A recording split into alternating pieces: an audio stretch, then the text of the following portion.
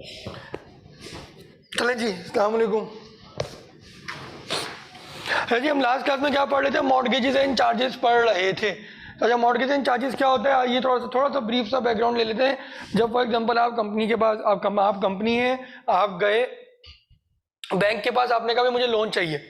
अब बैंक बोलेगा सही है मैं तुम्हें लोन दे दूंगा, मैं किस तरह तुम पे भरोसा करूँ कि तुम मुझे वापस करोगे? वो कहेगा भाई भरोसा कर लो मुझ पर। कहेगा नहीं, भरोसे और जबान से कुछ नहीं होता। कोई ऐसी चीज लेकर आओ जो तुम हमारे पास रखवा सको उसके बस कि अगर तुम भाग गए, लोन रिपे नहीं किया, तो तुम जो है हम जो है वो चीज को बेच के क्या कर सके, रिकवर कर सके। अब बैंक अब लेना कितना है इसने? ₹100 मिलियन इसने लेने, सही है। अब वो कंपनी बोली है सही है भाई, ये मेरे पास जो है पीपीई है, सही है, ये मेरे पास करंट एसेट है, सही है। प्रॉपर्टी प्लांट एंड इक्विपमेंट में क्या होगा इसके पास? एक तो लैंड होगा, और दूसरा इसके पास बिल्डिंग होगा, और तीसरा इसके पास क्या होगा? प्लांट एंड मशीनरी होगा, सही है। करंट एसेट में इसके पास रॉ मटेरियल वगैरह फिनिश ये सब पड़े होंगे, रॉ मटेरियल होगा, CWIP होगा, और इसके बाद फिनिश गुड होगा, सही है। अगर थोड़ा और डिटेल में जाएं तो स्टोर्स एंड स्पेयर्स और पैकिंग मटेरियल भी प्रैक्टिकली होता है, जो आप लोगों के सवालों में उसका इतना रिफ्लेक्शन नहीं आ रहा होता, लेकिन प्रैक्टिकली देखा जाए तो ये चीज़ें भी आपके पास होती हैं, सही है। अब उसने बोला सही है भाई, अब ये तुम क्या करो, ये सारी चीज़ें जो है ना मेरे पास जो है ना, इसका चार्ज क्रिएट करवा दो। चार्ज क्या होता है? चार्ज होता है सिक्योरिटी देते हैं आप against the repayment of a loan, लेकिन उसमें क्या होता है आप ओनरशिप जो है ट्रांसफर नहीं करते, ओनरशिप ट्रांसफर नहीं करते, आप सिर्फ गिरवी के तौर पे एक तरीके से रखवाते हैं। आप कहते हैं कि अगर हमने इसको नहीं रीपे किया तो आप इसके थ्रू आप हमसे पैसे रिकवर कर लेना। कंपनी बैंक ने बोला सही है भाई, ये सारी चीज़ें हैं, अब तुम मुझे जो है ये जो मिसाल के तौर पर तो होता क्या है, जितना भी अमाउंट का लोन होता है इसको डिवाइड करते हैं ये लोग 33% से, सही है। इतने अमाउंट का चार्ज लिया जाता है, बताइए 33 कह रहा हूँ, सॉरी, मल्टीप्लाई बाय 133% होता है, मल्टीप्लाई बाय 133% कह लें, या और यूं भी कैलकुलेशन हो सकती है 100/75%। दोनों का आंसर सेम आएगा 133.33 करके भी देख लीजिएगा, इसका आंसर भी यही आएगा 133.33। 75% मार्जिन है, ये मार्जिन होता है ना, मार्जिन 25% मार्जिन लेते हैं। 133% से मल्टीप्लाई हो रहा है या 75% से डिवाइड हो रहा है, सही, दोनों का आंसर सेम आएगा, सही है। ये प्रैक्टिकल इस पर बता रहा हूँ, इसके एग्जाम और सिलेबस से भी कोई ताल्लुक नहीं है। प्रैक्टिकली क्या होता है कि आप 100 रुपए का लोन लेने जा रहे हैं तो वो आपको डिवाइड करेगा इससे, और एक अमाउंट आएगी, ये अमाउंट का चार्ज क्रिएट होगा, इस अमाउंट का चार्ज क्रिएट होगा। चार्ज क्या इंस्ट्रूमेंट होता है, सही है, इंस्ट्रूमेंट होता है, इसमें लिखा होता है सबसे पहले आएगा बैंक का नाम, सही है, फिर बाय एंड बिटवीन, जैसे लोन अग्रीमेंट होता है बाय एंड बिटवीन बताएगा, बैंक है और बिटवीन और कौन है, दूसरी पार्टी कौन है, कंपनी है, सही है। फिर इसमें आएगा कि भाई इतने इतने अमाउंट लिया गया है, इतना अमाउंट है, अमाउंट ऑफ क्या, अमाउंट ऑफ लोन। फिर आएगा इसके अंदर अमाउंट ऑफ चार्ज आ जाएगा, सही है, फिर आएगा इसके अंदर अमाउंट ऑफ चार्ज, सही है। इसके बाद इसके अंदर क्या आएगा, इसके बाद इसके अंदर आएगी सिक्योरिटी जो आप दे रहे हैं, कि क्या सिक्योरिटी दे रहे हैं आप इसके अंदर, सही है। इन्हीं कहीं बीच में एक जगह आती है डेट, डेट किस चीज की, डेट ऑफ दिस इंस्ट्रूमेंट, सही है, डेट ऑफ दिस इंस्ट्रूमेंट, ये बना कब है, सही है, ये बनता किसके दरमियान है, कंपनी और बैंक के दरमियान बनता है। इसमें एक डेट आती है, यहाँ पे एक डेट आएगी इसके अंदर, सही है, वो डेट क्या होगी, वो कहलाएगी डेट, वो डेट होगी date of instrument. Date of क्या होगी शेख साहब, डेट ऑफ इंस्ट्रूमेंट होगी। अच्छा, अब लॉ बोलता है कि भाई देखो, सॉरी SECB भी बोलता, लॉ बोलता है कि भाई देखो SECB को तो कुछ नहीं पता कि तुमने कब बनाया क्या किया, तो तुम उस पर जो डेट है जिसमें मेंशन है उस डेट के 30 डेज के अंदर अंदर इसको रजिस्टर करो विद SECP।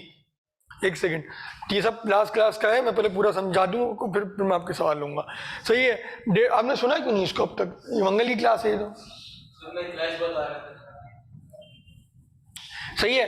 तो डेट ऑफ इंस्ट्रूमेंट से 30 दिन के अंदर अंदर इसको क्या करना होता है, 30 डेज के अंदर अंदर इसको रजिस्टर करना होता है, सही है। रजिस्टर किसको करेंगे, चार्ज को करेंगे, ये देंगे तो क्या SECB को देंगे, SECB क्या करेगा, सब चीजें चेक करेगा, चेक करने के बाद अगर उसको सही लग रहा है तो वो क्या देगा, आपको एक चार्ज सर्टिफिकेट देगा, विच इज कंक्लूसिव एविडेंस कि ये चार्ज जो है रजिस्टर हो गया है।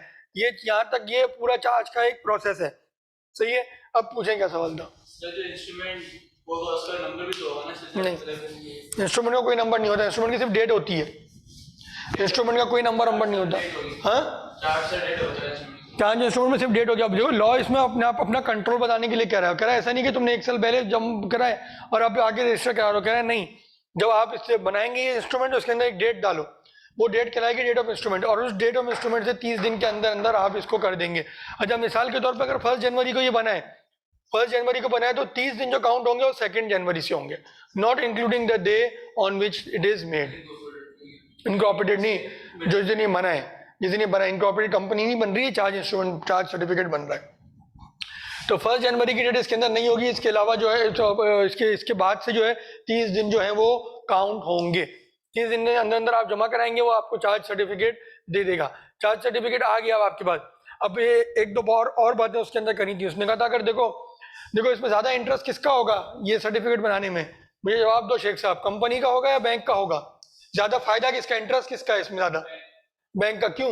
बैंक ने लोन दिया है ना। बिल्कुल एग्जैक्टली 110% सही कहा आपने, बैंक ने लोन दिया, बैंक का ज्यादा इंटरेस्ट होगा। वो कह रहे देखो अगर कंपनी कभी भी इसके चार्ज इंस्ट्रूमेंट को अगर नहीं बनाए तो वो कहता है कि बैंक भी ये चार्ज इंस्ट्रूमेंट क्रिएट करवा सकता है सेम प्रोसेस को फॉलो करते हुए, सही है। और जो भी खर्चा बैंक का होगा वो किससे रिकवर करेगा? वो कंपनी से रिकवर कर लेगा। दूसरी बात इसके अंदर ये होगी। तीसरी बात इसके अंदर कही थी इसने मॉडिफिकेशन की। क्या देखो कुछ भी हो सकता है, फॉर एग्जांपल ये लैंड थी, ये बिल्डिंग थी, ये बिल्डिंग पहले रखी हुई थी आपकी साइड एरिया में, सही है, साइड एरिया कराची। अब आप चले गए फैसलाबाद के इस्लामिक कह रहा हूँ, इकोनॉमिक जोन में चले गए, SEZ में चले गए, सही है, स्पेशल इकोनॉमिक जोन फैसलाबाद चले गए। अब मुझे एक बात बताइए, अब यहाँ पे जो इसका ये जो सिक्योरिटी की डिटेल आ रही है, क्या इसमें कोई चेंजेस की रिक्वायर्ड होंगी? आ रहा होगा ना, लैंड की डिटेल आ रही होगी कि लैंड यहाँ पे सिचुएटेड है, सही है। अब क्या इस पूरे इंस्ट्रूमेंट में मॉडिफिकेशन की रिक्वायर्ड है? रिक्वायर्ड है, सही है। तो वो कह रहा है मॉडिफिकेशन जो है आप मॉडिफिकेशन आप कर सकते हैं, सेम इस तरह का एक इंस्ट्रूमेंट दोबारा रिवाइज बन जाएगा। अगेन सारी चीजें उसके अंदर नहीं आती, मेन इंस्ट्रूमेंट को रेफर कर देते कि इस डेटेड को ये जो इंस्ट्रूमेंट बना था, other terms and condition will remain the same, changes आप इसके अंदर इनकॉर्पोरेट कर देते हैं। उसका भी सेम प्रोसेस होगा, उसकी भी एक डेट होगी और उस डेट के 30 दिन के अंदर अंदर उसको भी आपको उसी तरह सबमिट करना होगा जिस तरह आपने इसको किया। सबमिट करने का मकसद ही होता है कि ऑन रिकॉर्ड ले आए आप SECP के, ताकि कल को कोई भी आपको देखो ऑन रिकॉर्ड लाने से क्या होता है, इसके अंदर एक दो चीज़ें और थी, अगर ये सारी चीज़ें लास्ट क्लास की रिवाइज कर रहे हैं हम। इसके अंदर क्या होता है देखें, अब वो कह रहा है कि देखो अगर कोई भी प्रॉपर्टी कंपनी की कोई भी खरीद रहा है तो ये उसकी जिम्मेदारी है जाके चेक करवाए SECP से कि कहीं ये मॉर्टगेज तो नहीं हुई। फॉर एग्जाम्पल ये कंपनी ए है, ये कंपनी बी को कोई प्रॉपर्टी सेल कर रही है।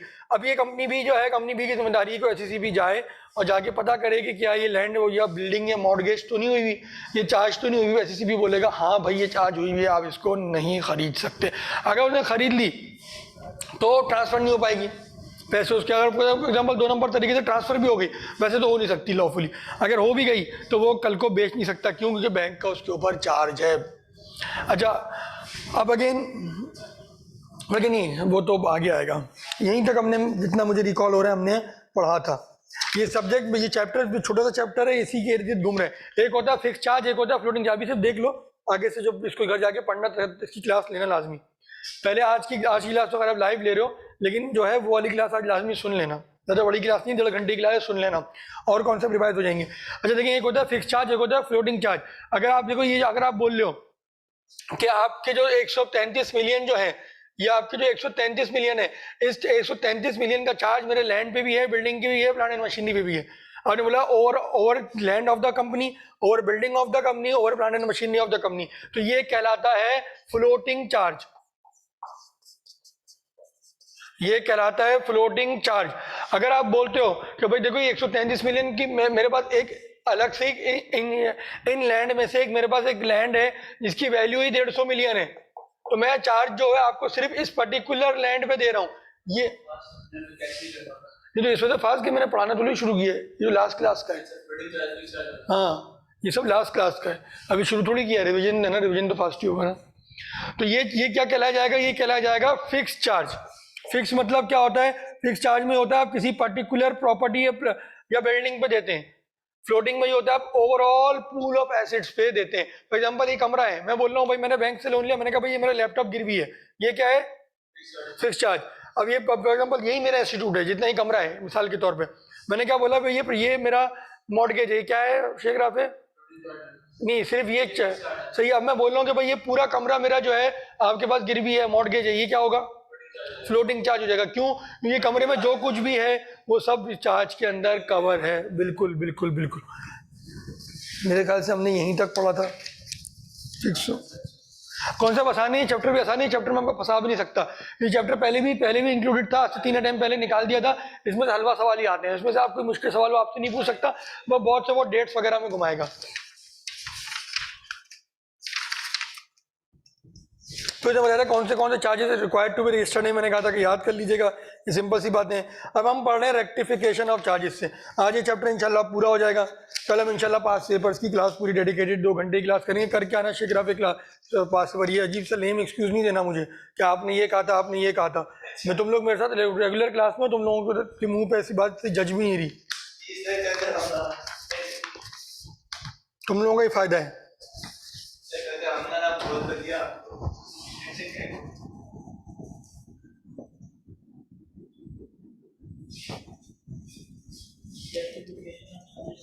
रेक्टिफिकेशन ऑफ चार्जेस ये है पेज नंबर 35। नोटिंग करते रहो साथ साथ। Page number 35। हाँ ना, रजिस्टर ऑफ मॉर्गेजेस ही है ना। गलती से बोल दिया रेक्टिफिकेशन ऑफ चार्जेस, यार क्या हो गया, रजिस्टर ऑफ मॉर्गेज है वो। हाँ हाँ यही है, सही। अच्छा जी, ये क्या है रेक्टिफिके। अब अच्छा एक चीज उसने कही थी, चलो इससे पहले बता दूं। वो कह रहा देखो जितने भी आपके चार्जेस आपने बनाए हैं, तो ये मल्टीपल चार्जेस होते हैं। हमारे कोई तकरीबन को 40-50 चार्जेस हैं कंपनी के, मेडको फूड्स के। तो ये एक हिस्ट्री होती है इसकी। हमारे पहला चार्ज मेरे ख्याल से 1990 में हुआ था। आज हम कहाँ खड़े हैं? 2021 में। कितने साल हो गए? 31 साल। 31 साल में हमें कोई हमारे कोई 150 पौने 200 चार्जेस हुए। चार्जेस बनते हैं, चार्जेस खत्म होते हैं। अच्छा चार्ज खत्म किस तरह होता है? आपने लोन रीपे कर दिया, क्या बैंक का हक है कि आपकी बिल्डिंग पर चार्ज रखे? क्या आपके बैंक का हक है कि आपके लैंड पर चार्ज रखे? क्या आप उसको बेचने का हक रखते हैं?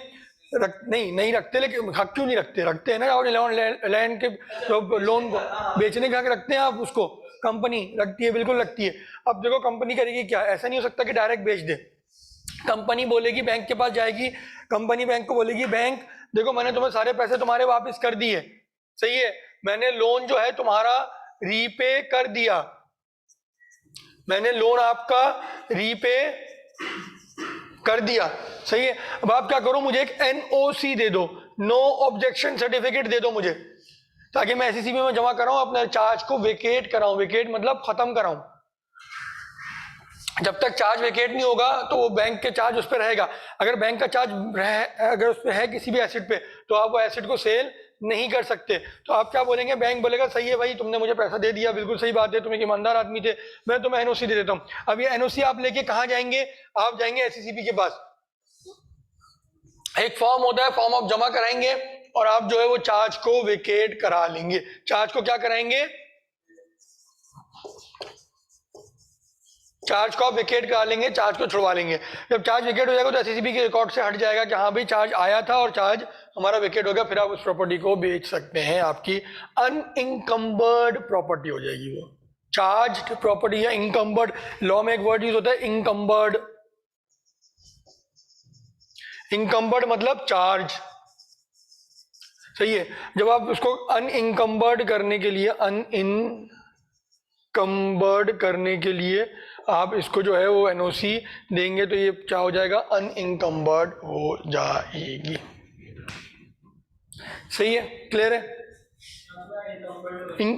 अनइनकम्बर्ड मतलब चार्ज खत्म हो गया, इनकम्बर्ड मतलब चार्ज हुआ है प्रॉपर्टी पे। ये एक लॉ का वर्ड है बस, अनइनकम्बर्ड। चार्ज स्लैश अभी मैंने चार्ज लिखा ना, ये फ्री ऑफ चार्ज हो जाएगी, चार्ज नहीं है इसमें, सही है जी। अच्छा ये हमारा हो गया शेख साहब। अच्छा अब आइए आगे का पढ़ते हैं, रेक्टिफिकेशन। हाँ वो कहता है हाँ रजिस्टर बन जाओ, रजिस्टर बनाओ जिसमें सारी अपनी हिस्ट्री रखो। हमारा ऑडिटर का ये पॉइंट आता है हमेशा कि यार आपने रजिस्टर नहीं बनाया हुआ हम उसको कहते हैं यार अगले साल, तो हमने 2021 में उसको 20 में ही बोला अगले साल, 21 में हमने उसको बोला अगले साल बना लेंगे यार। वो हमेशा वो कहता है कि भाई ये आपका चार्ज रजिस्टर नहीं बना हुआ। तो लॉ कहता है कि आप जो है एक चार्ज रजिस्टर बनाएंगे जिसमें आपने सारी चार्ज की डिटेल लिखेंगे सिंस इनकॉर्पोरेशन। आज तक कौन से चार्ज बने, कौन से चार्ज वेकेट हो, सारे उसके अंदर हिस्ट्री आ रही होती है। तो वो कह रहा है कि एक चार्ज आप इसके अंदर रजिस्टर बनाएंगे कंपलसरी। अब पढ़ते हैं section 108 rectification of register of mortgage. जो रजिस्टर ऑफ मॉर्गेज बना था उसकी रेक्टिफिकेशन की बात करते हैं। The commission on being satisfied that the omission to file with the registrar the particulars of any mortgage और चार्ज और any modification therein with the time required. देखो वो कह रहा है क्या, जो आप देखो कितने दिनों के अंदर चार्ज फाइल करना था, 30 दिनों के अंदर। वो कह रहा है अगर 30 दिनों के अंदर उसने चार्ज नहीं फाइल किया तो ये या कोई पर्टिकुलर उसके रह गए तो, और जो या जो चार्ज के अंदर कोई मॉडिफिकेशन रिक्वायर्ड थी उन्हें मॉडिफिकेशन नहीं करवाई, तो ये एक तो है चार्ज को जमा ही नहीं कराया, रजिस्टर ही नहीं करा। एक है कि मॉडिफिकेशन की जरूरत थी, फॉर एग्जांपल आपकी प्रॉपर्टी सॉरी पुरानी मशीनरी शिफ्ट हो गई फ्रॉम कराची टू फैसलाबाद, तो आपको कह रहे हैं उसके अंदर चार्ज के अंदर क्या करनी थी, मॉडिफिकेशन। अगर आपने मॉडिफिकेशन नहीं कराई है तो वो क्या कर रहा है, आगे पढ़ते हैं। विदिन द रिक्वायर्ड टाइम आपने नहीं कराई, या द ओमिशन और मिस स्टेटमेंट। मिस स्टेटमेंट मतलब कोई गलती आपने गलती कर दी आपने। देखो एक होता है फ्रॉड, एक होता है मिस स्टेटमेंट। मिस स्टेटमेंट क्या होती है कि भाई आपको नहीं पता था कि ये चीज़ में मसला है, एरर ना कहो उसको। आप कह रहे हो कि भाई ये गाड़ी है, इसका इंजन बिल्कुल सही है लेकिन इन एक्चुअल खराब है, और आपको पता है कि ये खराब है, तो ये क्या है, फ्रॉड। अगर ये गाड़ी है, मैं कह रहा हूँ कि इसका इंजन बिल्कुल सही है, मुझे लग रहा है सही है, लेकिन इन एक्चुअल इसका इंजन खराब है, ये है मिस स्टेटमेंट। ये आप लोग बिजनेस लॉ में सीखेंगे। कह रहा था omission of statement of any particular with respect to any such charge. Any such charge, कौन से चार्ज को कह रहा है, जो ऊपर जो चार्ज का डिस्कस कर रहा है, सच चार्ज, ऊपर वाले चार्ज। तो ये सच चार्ज और सच मॉर्गेज और चार्ज, ऊपर वाले चार्ज की बात कर रहा है।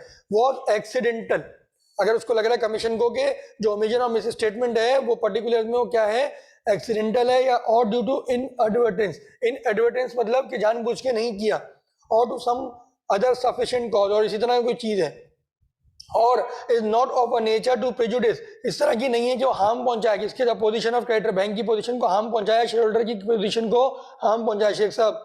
और that on other ground it is just and equitable, और कोई और बात है उसके जो उसको लग रहा है कि भाई जस्ट एन इक्विटेबल है, टू ग्रांट रिलीफ कर दे, सही है।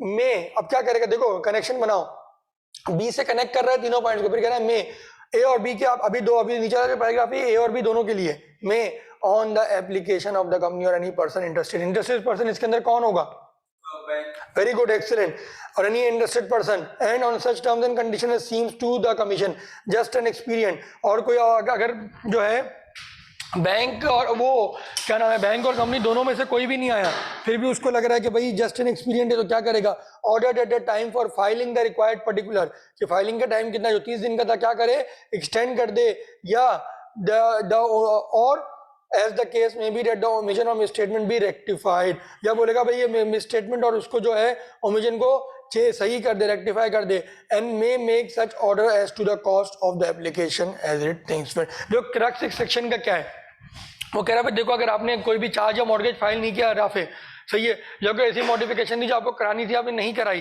With in the specified time कितना, 30 डेज है from the date of the instrument, तो कह रहा है अगर कमीशन को लगता है कि जानबूझ के नहीं किया है, ये इससे जिसने किसी नुकसान पहुंचाने की नियत से नहीं किया है क्रेडिटर्स को या शेयर होल्डर्स को, तो वो क्या कर सकता है, आपके टाइम को एक्सटेंड कर सकता है, या ऑर्डर कर सकता है कि इस मिस स्टेटमेंट को या जो एरर है इसको करेक्ट कर दो, सही है।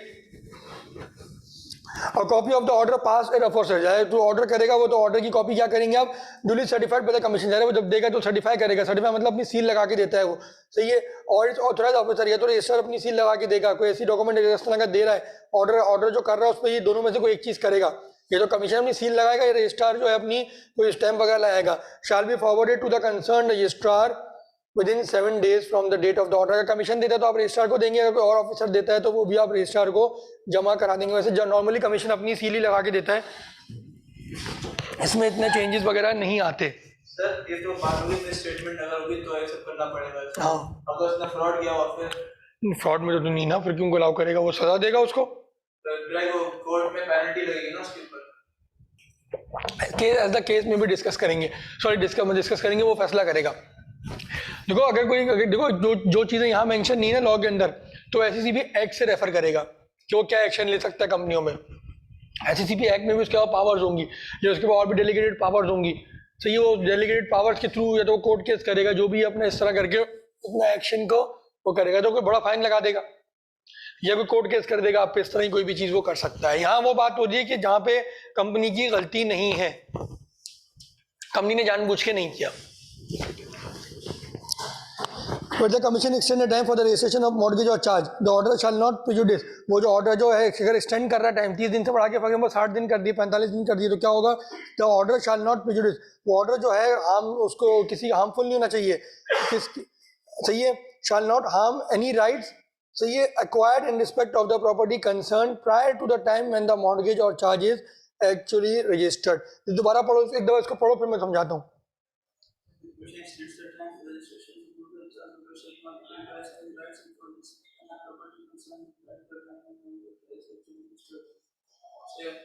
देखो इसका मतलब ये कि मिसाल के तौर पे एक प्रॉपर्टी है, सही है, देखो ये एग्जांपल समझो, एक प्रॉपर्टी है, कंपनी ने कहा कि यार ये प्रॉपर्टी तो मैंने सेल करी हुई है, प्रॉपर्टी ए है, कंपनी ऑलरेडी इसको सेल कर चुकी है। कंपनी अच्छा कंपनी के पास किसी तरह पेपर थे, उसके डिलीवरी उसने बाद में देनी थी डॉक्यूमेंट्स की, उसके बाद पेपर मौजूद थे उस वक्त, उसने क्या किया, कंपनी को ये बैंक को क्या किया, मॉर्गेज कर दिया। सुनो राफे, इंटरेस्टिंग एग्जांपल है, देखो ये एग्जांपल्स को हमेशा याद रखा करो, कोशिश किया करो, नोट भी कर लिया करो कभी, अगर कोई ऐसी एग्जांपल मैं कह रहा हूँ नोट करो, क्यों? क्योंकि इससे वो सवाल बना सकता है। देखो ये 1-1.5 लाइन है, लेकिन इसे 1-1.5 लाइन से एक सवाल बना सकता है। सवाल किस तरह बनाएगा, बोलेगा प्रॉपर्टी ये है, सही है, कंपनी इसको बेच चुकी है, या प्लांट एंड मशीनरी कंपनी इसको बेच चुकी है, सही है, कंपनी के पास डॉक्यूमेंट अभी डिलीवरी नहीं हुई, 30 दिन बाद डिलीवरी होगी, कंपनी ने जिसको भी बेची है उसको डिलीवरी दे दी, उसी 30 दिन के अंदर कंपनी ने बैंक से लोन लिया, सही है, अब बैंक को वही प्रॉपर्टी चिपका दी, बैंक को वही प्रॉपर्टी चिपका दी। अब बोला सही है यार, चार्ज हम लोग रजिस्टर कर लेंगे, मसला नहीं है, तुम लोन तो दो। चार्ज जो ऐसा होता है, चार्ज थोड़ा बाद में डिलेट भी होता है, कंपनी बैंक और कंपनी के रिलेशनशिप अच्छे हैं, बैंक कहता है चलो आज लोन ले लो, 1 महीने बाद चार्ज करा देना, 15 दिन बाद करा देना। तो उसने क्या किया कि वो चार्ज उसने कहा सही है भाई, चार्ज जो है मैं तुम्हें करवा दूंगा इस प्रॉपर्टी के अगेंस्ट मेरी। अब इन एक्चुअल क्या हुआ, प्रॉपर्टी बिकी हुई है। अब इसको एक दफा दोबारा पढ़ो, फिर मैं एग्जाम्पल को कंटिन्यू करता हूँ। मैंने क्या अभी तक क्या बताया, प्रॉपर्टी है, प्रॉपर्टी उसने बेच दी है, 30 दिन के बाद में डिलीवर हो जाएगी, उसी 30 दिन में उसने उसी प्रॉपर्टी को चार्ज में रखवा दिया बैंक को, चार्ज पे रखवाने का बोल दिया बैंक को कि भाई मैं रखवा दूंगा, सही है।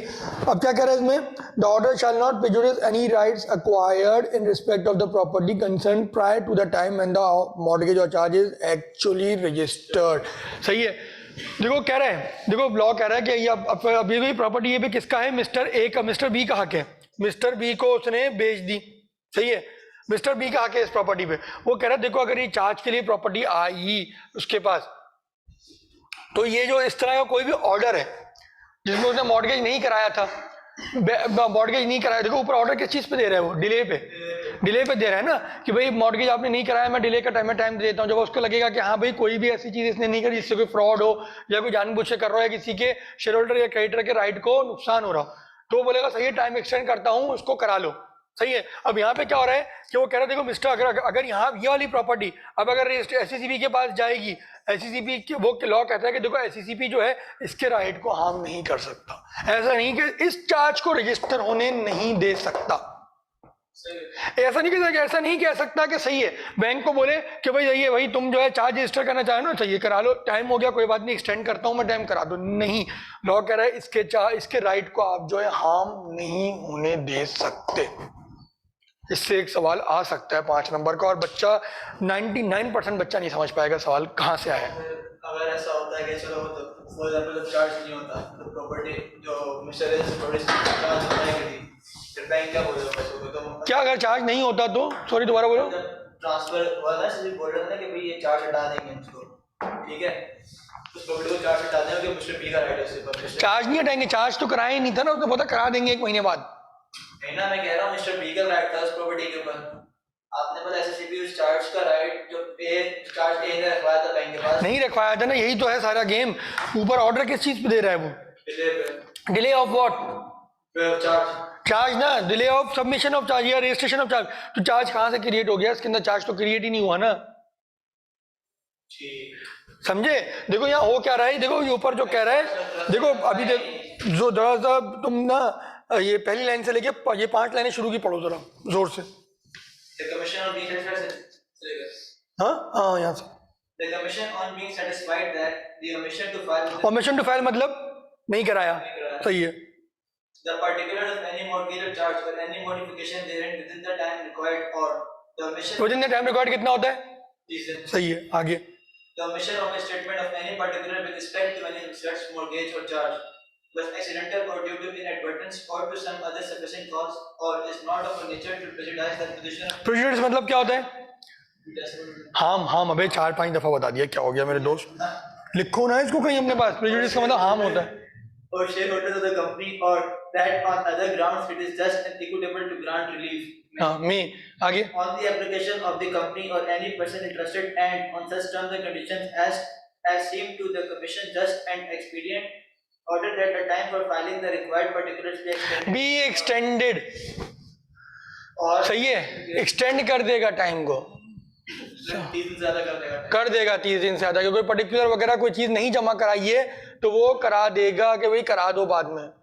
or as the case may be that the omission on the statement be rectified and may make such order as the cost of the application ये थिंक से बस सही है।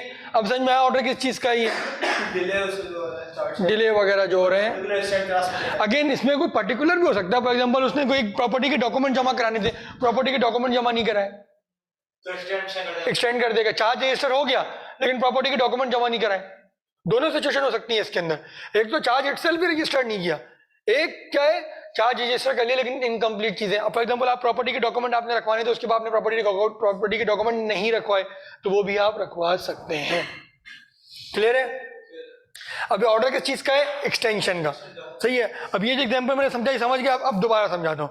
प्रॉपर्टी ए कंपनी की, प्रॉपर्टी ए ऑलरेडी बेच चुका है लेकिन इसने बैंक को भी चूना लगा दिया, बोला सही है प्रॉपर्टी के अगेंस्ट लोन दे दो। कंपनी क्यों, क्योंकि उसके पास ये प्रॉपर्टी जो है अभी पोजेशन में है उसकी, सही है। अब बैंक ने इस पर लोन दे दिया, अब चार्ज रजिस्ट्रेशन की बारी आई या प्रॉपर्टी के डॉक्यूमेंट जमा कराने की बारी आई, सही है, ये प्रॉपर्टी के डॉक्यूमेंट जमा कराने की बारी आई तो वो ये बोल रहा है, जो यही लाइन के तहत वो कह रहा है कि देखो अगर ये ऑलरेडी बिकी हुई है तो इससे पहले अगर किसी का राइट है तो उसको एसपीपी हार्म नहीं कर सकता।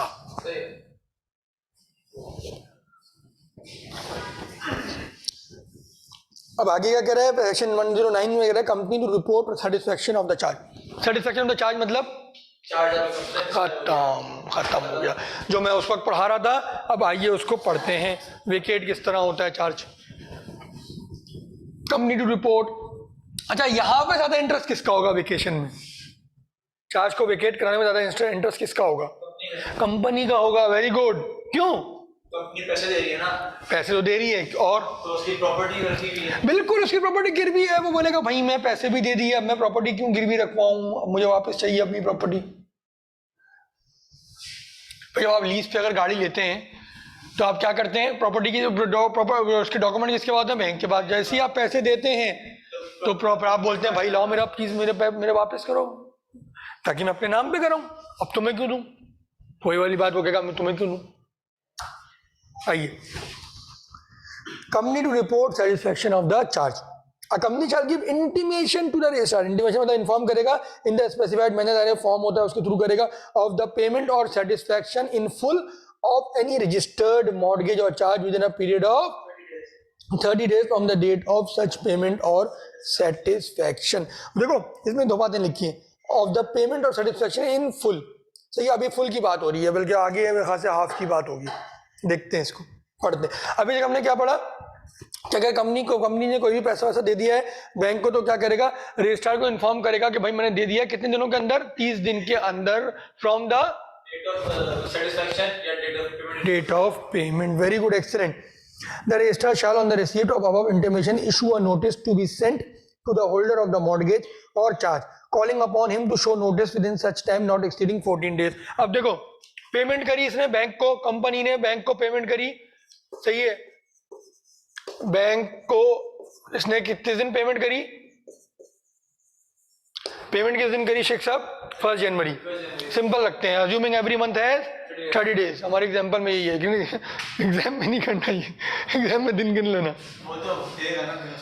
हाँ, तो वो 1 जनवरी को हमने क्या करी, पेमेंट करी। अब इसकी क्या जिम्मेदारी है, कब बताएगा बैंक, कंपनी कब बताएगी रजिस्ट्रार को, सही है, 30 डेज मतलब क्या, 30 जनवरी तक, सही है, inform to the registrar, company क्या करेगी, इन्फॉर्म करेगी टू रजिस्ट्रार। सही है, क्या इन्फॉर्म करेगी, पेमेंट का इन्फॉर्म करेगी। सही है, कितने दिनों के अंदर करेगी, 30 डेज।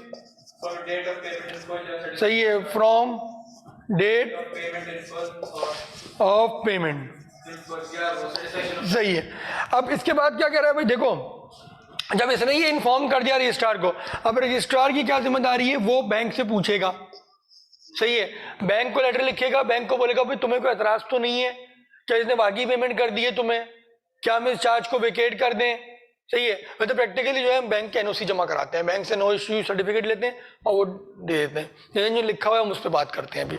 सही है, अभी बैंक को बोलेगा, भाई बैंक को लेटर लिखेगा, कितने दिनों के अंदर लिखेगा, सॉरी कितने दिनों के अंदर नहीं, कितने दिनों का टाइम देगा उसको, 14 डेज का टाइम देगा बैंक को, 14 डेज टाइम, कि भाई जो तुम इसके अंदर जो है, मुझे हो सकता है एक हफ्ते का भी बोले, नॉट एक्सीडिंग 14 लिखा है, कि हो सकता है 10 दिन में बोले आप मुझे बता दो।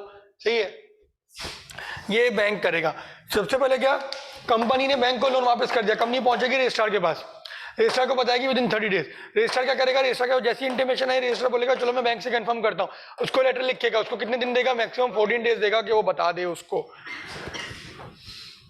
The registrar on receipt of the above information issue a notice to be sent to the holder of the mortgage or charge, calling upon him to show cause within such time not exceeding 14 days as may be specified in such notice। मतलब जितने भी notice के अंदर दिन लिखे हो, लेकिन 14 से ज़्यादा नहीं होने चाहिए। As to क्या पूछेगा उससे, why the payment or satisfaction in full shall not be recorded as intimated to the registrar। कि मैं जो हूँ ये चीज़ अगर नहीं रिकॉर्ड करूँ तो क्यों नहीं रिकॉर्ड करूँ। एक नेगेटिव सेंटेंस की तरह से बात कर रहा है, लेकिन वो उसका मकसद यही है कि बैंक जो है उससे कंफर्म करेगा कि भाई बता दो मैं ये चीज़ करने जा रहा हूँ, कि मैं कर लूँ, अगर नहीं करूँ तो क्यों नहीं करूँ। फॉर एग्जाम्पल 100 मिलियन का लोन है, सही है, पेमेंट और सेटिस्फेक्शन में क्या फ़र्क है, 30 मिलियन का दे दिया, 70 बचा, तो ये क्या है, ये सेटिस्फेक्शन है। और अगर पूरे 100 का दे दिया, ये क्या है, पेमेंट इन फुल है। सही है, ये क्या आ गया, फिर नील हो गया, ये क्या है, पेमेंट इन फुल हो गई। क्लियर है। सर वेकेट का मतलब यही होना है कि सेटिस्फाई कर रहा है इस चार्ज को। वेकेट का मतलब, अब हाँ यार, वेकेट दोनों तरह से हो सकता है। मिसाल के तौर पे आपका लोन है, 5 प्रॉपर्टी है आपके अंदर, मतलब कंपनी में 5 प्रॉपर्टी है, आप चाह रहे हो यार एक प्रॉपर्टी को मैं बेच दूं, तो आपने 100 में से आपने 30 दे दिया। अब आपको पता है जो बाकी रिमेनिंग प्रॉपर्टी है वो 70 मिलियन से ऊपर की ही है। अब आपको लग रहा है यार जैसे हम तो आप बोलेंगे यार ये प्रॉपर्टी मुझे छुड़वानी है, ये प्रॉपर्टी मुझे वेकेट करवानी है, तो ये प्रॉपर्टी आप मुझे वेकेट कर दो। 30 मिलियन की प्रॉपर्टी वेकेट हो जाएगी। जैसे हमने किया था, हमने पोर्ट कासिम पे हमारा लैंड था, वो हमने बेचा था। सही है, हमारे यूज में नहीं था, हमने बहुत पहले खरीद लिया था। हमने कहा पोर्ट कासिम हमारी फैक्ट्रियाँ सारी साइट सुपर हाईवे में थी। हमने क्या किया, सारे बैंकों से एनओसीयाँ ली कि भाई कहाँ, भाई सबने कहा हाँ भाई हमें कोई एतराज़ नहीं है, इसको खाली कर दो, इसको खाली कर दो, इसको खाली कर दो। फिर वो सारी एनओसीयाँ बैंक की जमा कराई SCCB के पास। सही है, तो फिर उसने चार्ज हमारा वेकेट कर दिया। अगर हम डायरेक्ट जाते उसके पास, जिसने लॉ में लिखा है, तो फिर वो क्या करता, वो ये लेटर लिखता। अब वो क्या करता है इस केस में, वो लेटर नहीं लिखता। अगर वो एनओसी के साथ जाए, हम खुद ही ये वाला काम इसका हम खुद कर देते हैं। क्लास में ही आप ये वाला काम हम इसका खुद कर देते हैं, रजिस्ट्रार का। हम बैंक के पास खुद जाके बोलते हैं कि भाई हमें एनओसी दे दो। सही है, एनओसी में ये लिखा होता है कि हमें कोई एतराज नहीं है, इस प्रॉपर्टी को आप वेकेट कर दें। If no cause is shown by such holder of the mortgage और चार्ज, मतलब बैंक अगर कोई भी चार्ज वो नहीं कर रहा। अच्छा, आप प्रैक्टिकली भाई एनओसी वाली बात पेपर में लिख के नहीं आएंगे, आप ये वाली बात लिखेंगे। ये तो आपने एग्जाम्पल और प्रैक्टिकल चीज बताइए जो होता है if no cause is shown, अगर यहाँ कॉज इज शोन मतलब यहाँ पे कुछ भी बैंक एतराज नहीं कर रहा यहाँ पे, तो क्या होगा, if no cause is shown by such holder of the mortgage or charge, the registrar shall accept the memorandum of satisfaction and make an entry in the register of charges। क्या रजिस्टर ऑफ चार्जेस जो उसके पास maintained है, उसमें वो लिख देगा कि भाई ये पोर्ट कासिम की जो प्रॉपर्टी है वो अब मैं रिलीज करता हूँ। अगर कोई कॉज बैंक ने शो किया तो वो लिख देगा कि भाई प्रॉपर्टी जो पोर्ट कासिम की है इसको मैं रिलीज करता हूँ। Provided that the above notice shall not be required if no objection certificate on behalf of the holder of the mortgage or charge is furnished। मेरी वाली बात आ गई। along with the above intimation. अब सही है, ये खत्म हो जाएगा. देखो इधर, ये चीज खत्म हो जाएगी अगर नो ऑब्जेक्शन सर्टिफिकेट जो है कंपनी ने जमा करवा दी है. If any cause is shown, अब अगर बैंक कहता नहीं भाई ये क्या कर रहे हो, ये तो उसने 1 रुपया भी नहीं दिया, मैं झूठ बोल रहा है आपको, फिर क्या होगा? If any cause is shown the register shall record a note to that effect in the register of mortgage and shall inform the company. Company को बोलेगा देखो भाई मैंने अपना काम किया, मैंने इससे पूछा, ये कह रहा है कि देखो तुमने इसको पैसे नहीं दिए, पूरे इसकी जो भी इसकी कम्युनिकेशन हुई है वो उसको बता देगा कंपनी को कि भाई देखो ऐसा ऐसा है, अब तुम देख लो, जो आपकी रिक्वेस्ट है मैं कैंसिल करता हूँ, कैंसिल कर देगा रिक्वेस्ट को. उसने ऑब्जेक्शन कर दिया ना. Nothing in this section shall be deemed to affect the powers of the registrar to make an entry in the register of mortgage, register of charges otherwise than on receipt of an intimation from the company. कह रहा अगर देखो company ने नहीं बताया, company ने अगर registrar को नहीं बताया कि हमने पैसे दे दिए हैं, हमारी प्रॉपर्टी छुड़वा दो, उसको कहीं और से पता चल गया तो खुद भी एंट्री कर सकता है. इस तरह की हमने बात एक और जगह पढ़ी थी, एक पावर दी गई थी ऐसी चैप्टर नंबर 2 में, रेक्टिफिकेशन ऑफ नेम में. अगर उसने कंपनी ने चेंज नहीं किया तो मैं खुद चेंज करके नया नाम रख देगा. वो तो रजिस्ट्रार करेगा ना. रजिस्ट्रार तो यही, यहाँ भी तो रजिस्ट्रार ही कर रहा है. दिए थे ना कि अगर नहीं किया रेक्टिफिकेशन, हाँ ये तुम्हारा बेहतर नाम ये रखो, चेंज करो, उससे चेंज नहीं करता, रजिस्ट्रार चाहे खुद चेंज कर देगा, खुद चेंज कर देगा. कोई भी एबीसी नाम रख देगा उसका. वही यहाँ उसी तरह की पावर यहाँ पे दे रहा है. कह रहा अगर रजिस्ट्रार को कहीं और से ही पता चल जाए, क्या पता चल जाए कि कंपनी ने लोन रिपे कर दिया है, तो वो फिर भी एंट्री कर सकता है बनिस्बत इसके क्योंकि कंपनी ने उसको इन्फॉर्म नहीं किया. समझे शेख साहब?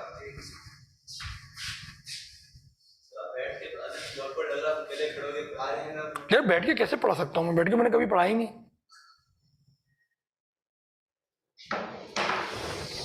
बैठ के मैं पढ़ाता ही नहीं. If a company fails to file the particulars of satisfaction of mortgage or charge within the period specified under this section, the required particular may be submitted with the additional fee. Company कहता है, sorry law कहता है कि भाई कोई बात नहीं, अगर आपने टाइम के अंदर 30 दिन गुजर गए, शेख साहब 30 दिन गुजर गए, अगर आपने कहा भाई यार 30 दिन गुजर गए शिट, कह लॉ कहता है कोई बात नहीं, आ जाओ अभी भी इन्फॉर्म कर दो,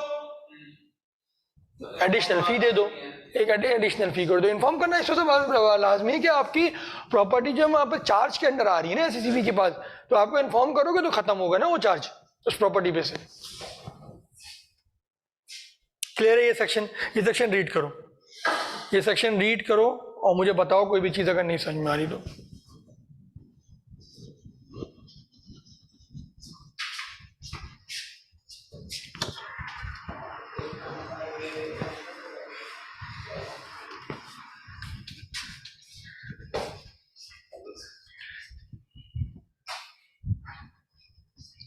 रीड करो.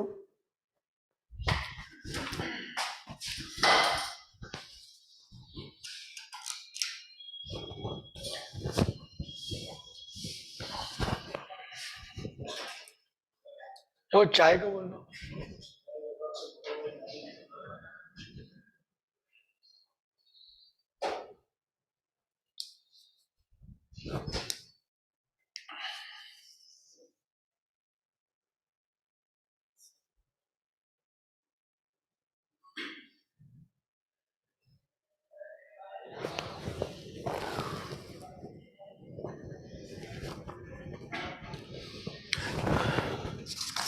समझे जी?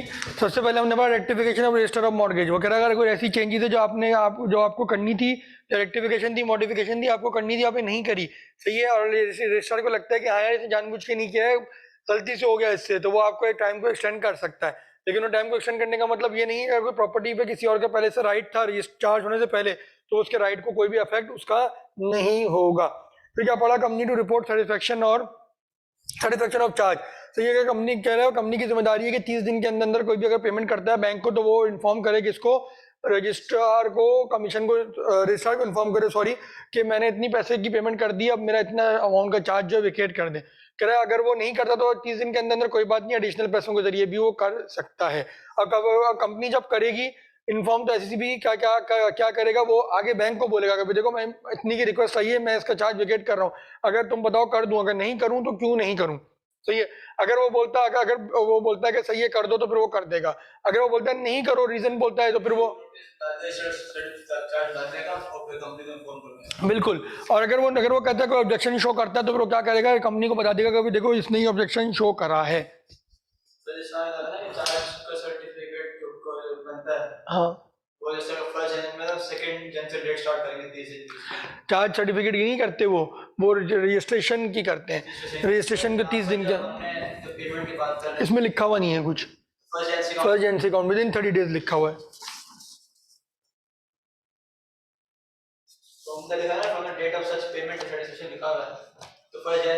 हाँ, from the date of such second, वो फर्स्ट से करेंगे। अगर वो लिखता तो वो लिखता from the day after the date on which the payment is made, जैसे उसने पहले लिखा है। वही मैं कह रहा हूँ, आप जाके फर्स्ट क्लास लीजिएगा, इसकी एक 1.25 घंटे की इतनी बड़ी क्लास नहीं है, उसको लें, सारे कॉन्सेप्ट मजीद क्लियर हो जाएंगे।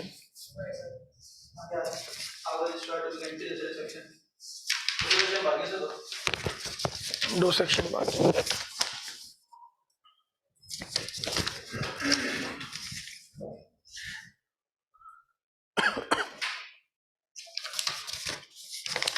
कल हमारी ये क्लास होगी वो पास पेपर की होगी, और मंगल को जो हमारी क्लास होगी, मंगल को हमारी क्लास जो होगी वो होगी उसकी share capital types and variation. अब वो 3 चैप्टर हो गया, तुम लोगों की अंडरस्टैंडिंग डेवलप होना शुरू हो गया। थोड़ा सा कोर्स जो है हम लेके चलेंगे, भागेंगे नहीं, लेकिन कॉन्सेप्ट जब बिल्ड हो जाते हैं तो फिर उसको समझना थोड़ा आसान होता है एज कम्पेयर टू जब इनिशियल बैठते हैं आप लोग। चलें जी, स्टार्ट कर दें। हाँ, हो गया, कितनों का रिजल्ट आ गया? पार्ट 2 का आ गया, तो मेरा क्लियर हो गया। पार्ट 2 का कब आया सर? ये मैंने पिछले हफ्ते आया था। ये तुमने कब दिए थे पेपर? मैंने लास्ट ईयर दिए थे, ये भी टाइम हो जाता ना, ये इसमें लेट डिले हो गया अगस्त में, नहीं मैं तो फेब में पेपर में नहीं, हां फेब नहीं कब होते हैं, हां जनवरी फेब में पेपर नहीं है अभी तो के। हां, तो ऑटम की बात कर रहा हूं, ऑटम में मैं जुलाई में जो थे अभी पार्ट 2 के ना, वो टाइम दिया था मैंने। अच्छा, पार्ट 2 का 2 साल में क्लियर हो गया मेरा यार, वाह भाई वाह, खुश। मतलब पार्ट 1 में लैब्स था मेरा, पार्ट 2 में लैब्स भी क्लियर, पार्ट 2 पूरा क्लियर। हमारा नहीं हुआ अब तक यार। अब मैंने दिया बीकॉम बहुत दफा दिया, पास नहीं हुआ। मैंने पता है, मुझे मैं दो देते बीकॉम वगैरह, उनके ना मैंने एक चीज नोट की थी, मैंने ट्यूशन बीकॉम के बहुत पढ़े थे, मैंने ट्यूशन में पढ़ा, मैंने जिसने देखी है सीए की अकाउंटिंग और चीजों में ना, कॉस्टिंग में बीकॉम वाले में जमीन आसमान का फर्क है। जाहिर सी बात है। तो अक्सर मेरे दोस्त है वो अभी दुबई में चला गया, और सीए क्वालिफाइड पूरा नहीं हुआ ना, 9 साल हो गए उसको, दोस्त का भाई है मेरा, तो ने इससे कर लिया, उसका बीकॉम का अभी तक अकाउंटिंग में क्लियर नहीं कर रहा।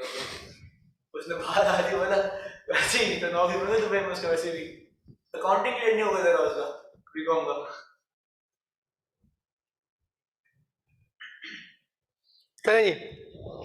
कह power of the registrar to make entries of satisfaction and release in the absence of intimation from the company.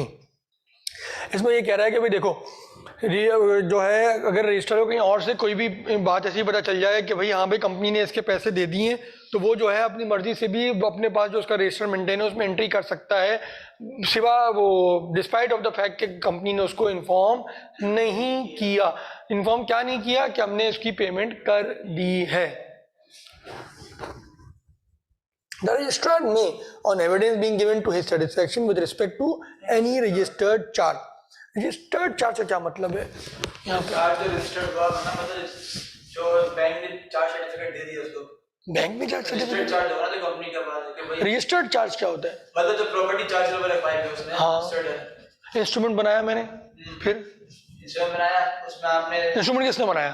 Bank ने।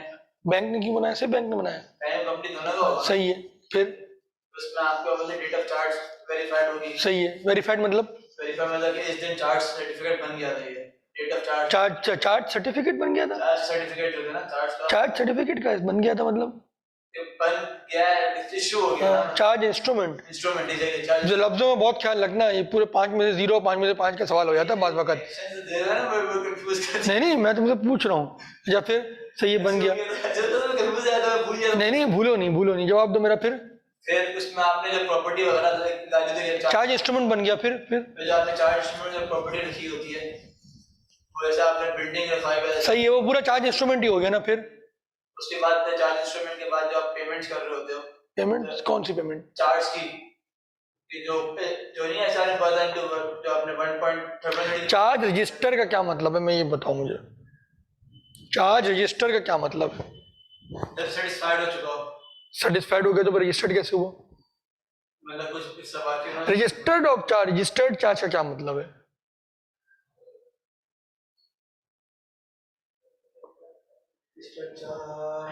तो रजिस्टर्ड चार्ज का ये मतलब है, देखो जब इंस्ट्रूमेंट किसने बनाया, कंपनी और बैंक के दरमियान इंस्ट्रूमेंट बना।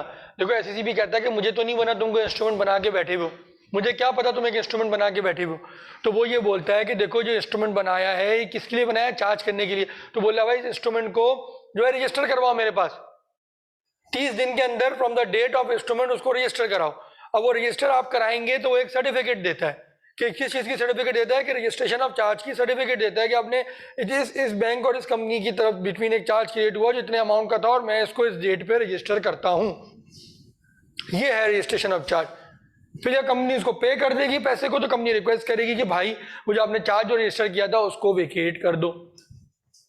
अगर उसके अंदर कोई मॉडिफिकेशन है, वेकेशन नहीं हो रही, मॉडिफिकेशन है, कोई चेंजेस है, तो कंपनी रिक्वेस्ट करेगी कि भाई ये इसकी मॉडिफिकेशन है और मॉडिफिकेशन में आप उसी तरह का एक इंस्ट्रूमेंट दोबारा बनाएंगे जिससे मॉडिफिकेशन बनाए वही 30 दिन हो, सारी मॉडिफिकेशन को भी आप रजिस्टर करा देंगे। ये मतलब है रजिस्टर्ड चार्ज का। ये कॉन्सेप्ट बिल्डिंग बहुत जरूरी है शेख साहब, मेन चीज कॉन्सेप्ट है। देखें लिखना अगेन मैं कल की क्लास में प्रूफ दूंगा, नहीं है बच्चे तो मैं नहीं बात कर सका। अगर आप लोग पास पेपर करेंगे जो उसमें एरर्स होंगे ना वो सिर्फ अंडरस्टैंडिंग के एरर होंगे, ड्राफ्टिंग के नहीं होंगे इतने। कल की क्लास में आपको प्रूफ करूंगा। ड्राफ्टिंग का इशू नहीं होता, ये सिर्फ ऑडिट में भी यही होता है। ऑडिट में भी होता है। ऑडिट दे रहे हो तुम थे नहीं उस दिन क्लास में जिस दिन सर साहिद ने मुझे बुलाया था पीर को, तुम नहीं थे पीर की क्लास में? मैं आया था, मैं आया हुआ था उस दिन क्लास में।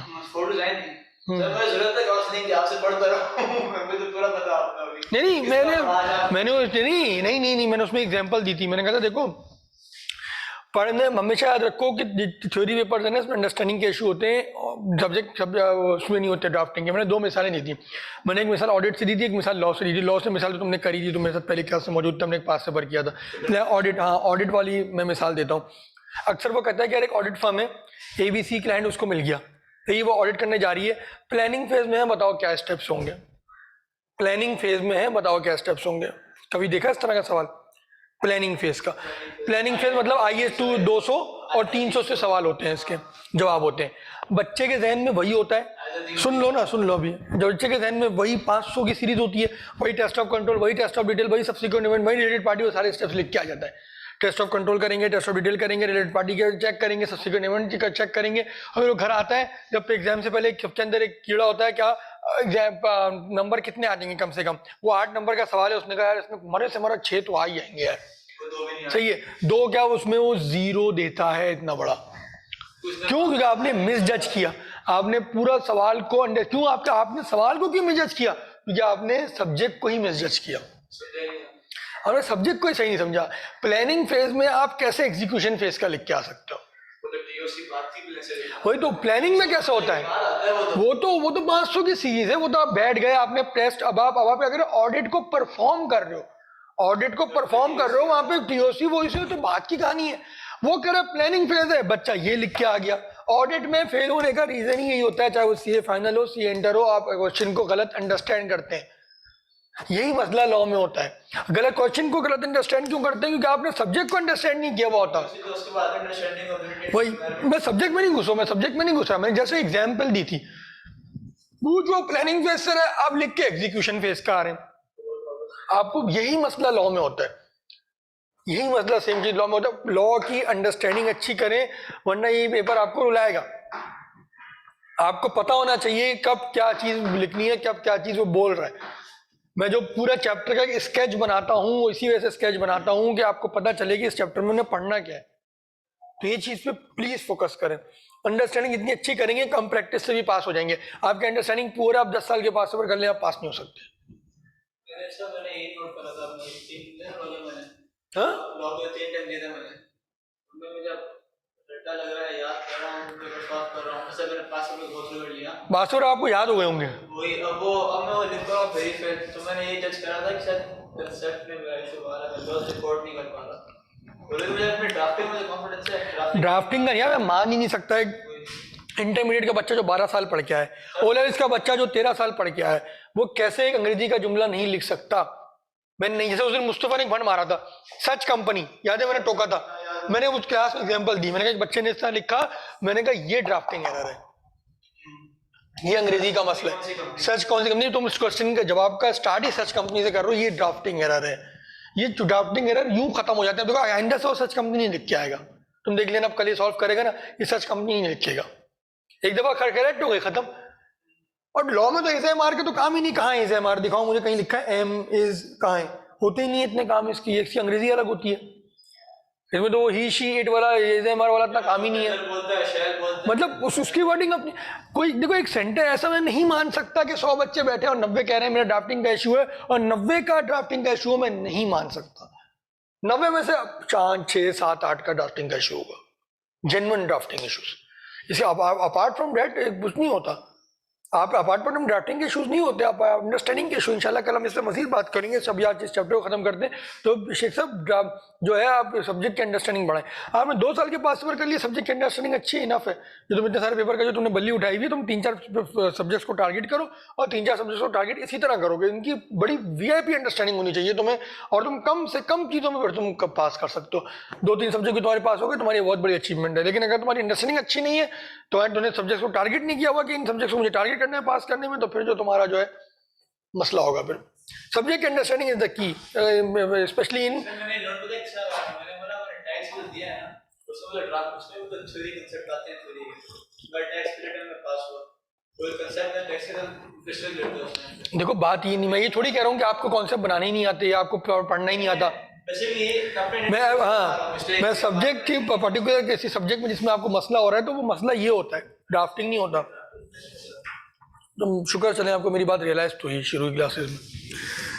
चलें जी, the registrar may on evidence being given to his satisfaction, सही है, सेटिस्फैक्शन मतलब उसको मिल गया होगा, बैंक स्टेटमेंट मिल गई हो कि हाँ यार इस कंपनी ने बैंक को पैसा दिया है, सही है, with respect to any registered charge, क्या that the debt for which the charge was given has been paid or satisfied in whole or in part, मतलब 100 में से 100 दे दिया, या 100 में से 70 दे दिया, या 30 दे दिया, 40 दे दिया, जो भी दे दिया, और that part of the property or undertaking charge has been released from the charge or has ceased to form part of the company's property or undertaking, मतलब क्या कि कंपनी ने वो प्रॉपर्टी या कोई चीज बेच दी हो। अब देखो होता क्या है, देखो होता क्या है, नहीं वो नहीं है, उससे थोड़ी अलग है, मैं अलग तरीके से देता हूँ ना। देखो बात वगैरह ऐसा होता है, कंपनी की एक प्रॉपर्टी प्लांट एंड इक्विपमेंट है, सही है, फॉर एग्जांपल पीपीई है, अब पीपीई में उसने क्या किया, लैंड भी है, सही है, उसमें बिल्डिंग भी है, सही है, उसमें क्या है, उसका प्लांट एंड मशीनरी भी है, सही है, फिर उसके बाद अलग से करंट एसेट भी आ गए, पीपीई में नहीं होंगे, करंट एसेट एक अलग से आ गए, सही है। अब देखो उसने ओवरऑल चार्ज दिया हुआ कि इन सब पे मेरा चार्ज है, सही है, सब पे मैं आपको चार्ज दे रहा हूँ, बैंक को दिया हुआ है। अब देखो उसने कोई प्रॉपर्टी डिस्क्राइब नहीं करी, sorry plant and machine describe नहीं किया, अब कोई मशीनरी है फॉर एग्जाम्पल उसने बेच दी, सही, आप बेच दी उसने, अब उसकी जगह कोई दूसरी ले ली।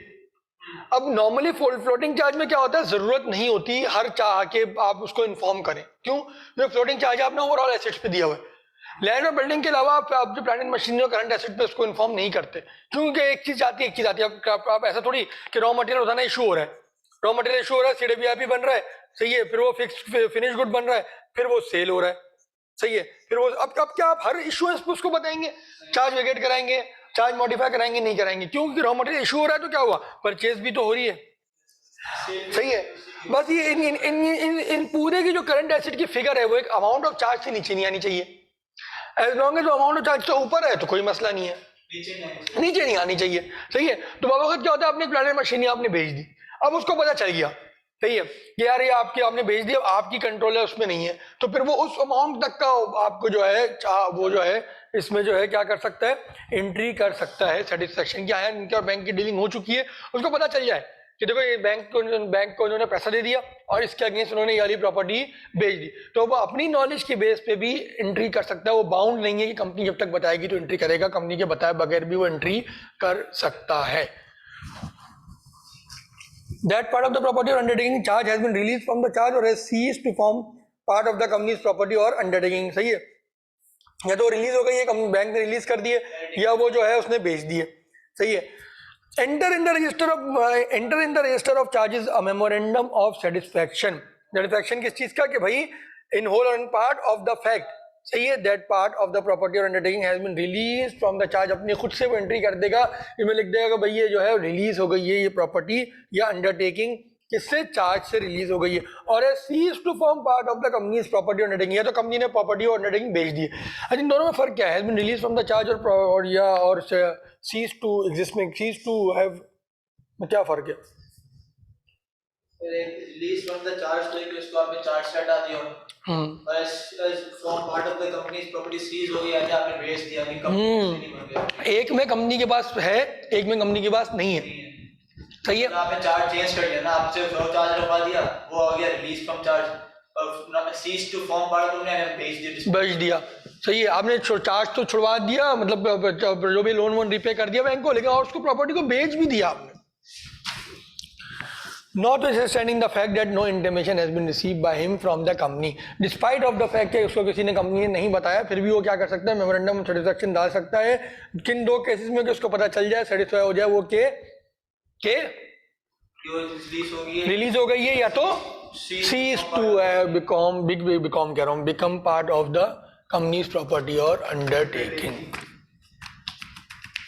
अच्छा, 112 सेक्शन 112 कह रहा है company register of mortgage and charges. Simple section है कंपनी का, रजिस्टर ऑफ मॉर्गेज चार्जेस जो उसमें खाता ऊपर बना, वो क्या कह रहा है भाई, every company shall maintain a register of mortgage and charges in the specified form manner as में the register of charges and the copies of the instrument. Register of charges मतलब जो रजिस्टर बनाया है, सही है, and the copies of instrument, copy of instrument creating any mortgage और charge or modification thereof shall be open to inspection by any member or creditor of the company without फी। कोई member है और या creditor है company का, तो उसको जो है फीस नहीं लेंगे, उसको इंस्पेक्शन करने देंगे। या अगर इसके अलावा कोई बंदा करना चाह रहा है, कोई भी क्रेडिटर है आपका, दूसरा क्रेडिटर है, पर यूबीएल नहीं, अब दूसरा बैंक आ रहा है, बैंक कह रहा है मुझे दिखाओ अपने रजिस्टर ऑफ मॉर्गेज और चार्ज, तो वो उसको अगर करे देंगे तो किस तरह देंगे, any other person on payment of such fee as may be fixed by the company for each inspection. नहीं, उसको क्या जरूरत है, वो अब देखो उसको पता करने की जरूरत नहीं है, उसके बाद तो खुद रिकॉर्ड मेंटेन है। हाँ, वो ये जरूर कह सकता है कि भाई आपने बनाया नहीं बनाया हमें दिखाओ, तो वो तो रेगुलेटर है, रेगुलेटर से आप फीस थोड़ी डिमांड कर सकते हैं, राइट टू इंस्पेक्ट है उसका। ये आप लोग इंशाल्लाह सीए फाइल में पढ़ेंगे, तो क्या के रजिस्ट्रार के पावर्स वगैरह जो है ना, ये वाले जो पावर है, ये सेक्शन सारे सीए फाइल में। इसको पढ़ लो एक दफा, कोई सवाल है तो पूछो।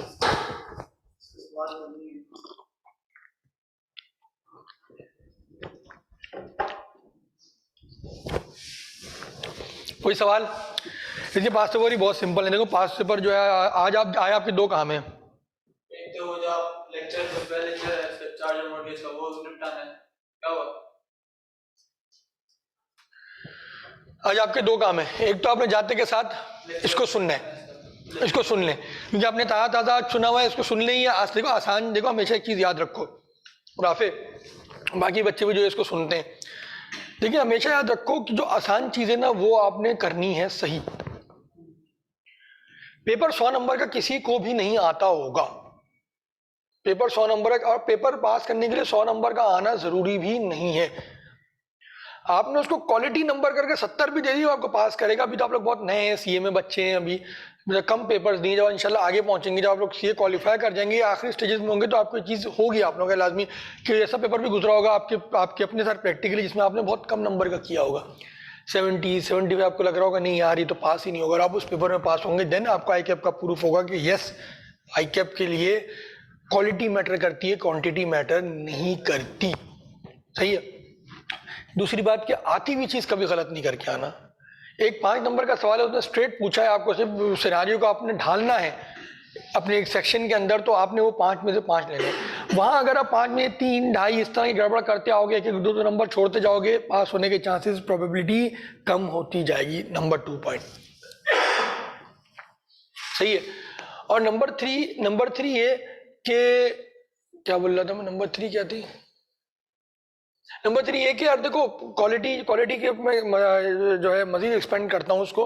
नंबर 3 पॉइंट मेरा यही है कि क्वालिटी में देखें 5 नंबर का अगर सवाल है, आपने 3 लाइनें काम की लिखी, मैं लेकिन बात रिपीट कर रहा हूँ लेकिन ये काम की बात है, 3 बातें भी अपने काम की लिखी तो आपको 5 में 3 दे देगा, लेकिन अगर उसी पे 1.5 पेज लिखा और बेकार है तो वो आपको 0 देते हुए बिल्कुल भी नहीं झिझकेगा, आपका टाइम भी वेस्ट होगा। और चौथी चीज़ टाइम मैनेजमेंट का हमेशा ख्याल रखें, सवाल की औकात के हिसाब से उसको आंसर करें, अपनी नॉलेज झाड़ने की ज़रूरत नहीं है। सही है। क्लास में जो सवाल क्लास में जो चीज़ें होती हैं उससे आपका 75% पेपर निकल जाता है, वो 75 आपने सही करना है। तो हमेशा याद रखें कि आपने जो चीज़ आती है ना, आती हुई चीज़ गलत नहीं करके आनी है, ये अपना ज़िंदगी का सीए का असूल बना लें। आती हुई चीज़ गलत करके आओगे, चांसेस ऑफ पासिंग रिड्यूस होते जाएंगे। पूरा सवाल आपने मेरिट नहीं लाना, तमन्ना भी नहीं होगी, हमारी भी नहीं थी जब पढ़ते थे। आ गया तो सही है, मना भी नहीं करेंगे आईकेप को, अगर उसने आपको दे दिया वो गोल्ड मेडल का फंदा तो मना भी नहीं करेंगे, ये तो नहीं बोलेंगे नहीं यार मैं तो डिजर्व नहीं करता था, मुझे तो चाहिए ही नहीं, आएगा तो पहन लेंगे, नहीं आया तो बस नहीं आया, पास होते रहेंगे। इसकी तमन्ना नहीं होती, मेरी तो बहुत है, लेकिन मुझे चांसेस तो कम लगते हैं भाई चलो अच्छी बात है आपकी तमन्ना। हाँ नहीं, ऊपर वाले के ऊपर तो हर चीज़ है, आपकी अगली सांस भी ऊपर वाले के हाथ में है, लेकिन आपकी हमारी, लेकिन एक आपकी उम्मीद है ना, हाँ, और आपको लगता है कि आप कर सकते हो, अरे चांसेस ही बहुत कम हो तो आपको ना वो चांस ले लेना चाहिए। आपको कभी नहीं पता एंड में बाकी बिल्कुल मेरिट जो ला रहा होता है उसको खुद नहीं पता होता मेरिट ला रहा है। चलें जी, आज की क्लास यहीं तक रखते हैं। सही, कल इंशाल्लाह जो है हम जो है पास पेपर की क्लास करेंगे, जिसमें हम पास पेपर को प्रॉपर्ली आप लोग प्रैक्टिस करके आइएगा। संडे को 2:30 से कहाँ होती है, संडे को 4 से होती है, 4 से 6:30 7 तक लेके जाएंगे उसको। सही, देखते हैं जितना स्टेमिना होगा। हाँ लेकिन अभी कल का फोकस 2 है, चैप्टर 2 है, 1 हम कर चुके थे, 2 करेंगे। नेक्स्ट वीक जो है 3 और 4 कर लेंगे साथ, क्योंकि इसके इतने पास पेपर्स नहीं है ना। मिड में क्या आएगा, मिड टर्म देखते हैं, पहले इसको तो करो। हाँ क्लास ऑफ कर देते हैं।